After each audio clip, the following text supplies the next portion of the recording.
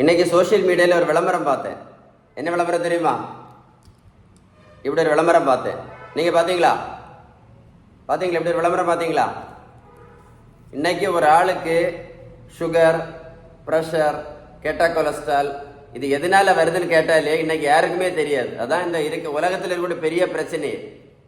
ஒரு ஆளுக்கு sugar, pressure, கெட்ட கொலஸ்ட்ரால் இந்த 3 நோய்க்கும் ஒரே ஒரு காரணம் தான். அதுதான் இன்சுலின் ரெசிஸ்டன்ஸ். இந்த இன்சுலின் ரெசிஸ்டன்ஸை சரி பண்ணாமல் இருக்கிறதுனால தான் இன்றைக்கி நிறைய பேர் பார்த்தீங்கன்னா சுகர் மாத்திரை, ப்ரெஷர் மாத்திரை, கெட்ட கொலஸ்ட்ரால் மாத்திரை, இன்சுலின் ஊசி போட்டு கடைசியில் வாழ்க்கையை வெறுத்து என்ன ஆகுதுன்னு உங்களுக்கே தெரியும். இந்த இன்சுலின் ரெசிஸ்டன்ஸை சரி பண்ணினீங்கன்னா, இந்த இன்சுலின் ரெசிஸ்டன்ஸை சரி பண்ணணும்னா ஒரே ஒரு வழி தான் இருக்குது. அதுக்கு பேர் தான் பேலன்ஸ்டு டயட்.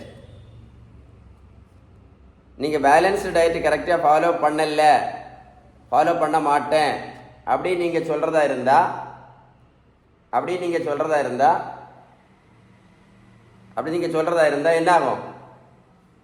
என்ன ஆகும் சொல்லுங்க. ஒரு நாளைக்கு 4 மாத்திரை சாப்பிட்டா ஒரு வருஷத்துக்கு மட்டும் 1460 மாத்திரை சாப்பிட்றது மட்டும் இல்லை, எந்த நோயுமே சரியாது. நீங்கள் எத்தனை வருஷம் வேணாலும் சாப்பிட்டு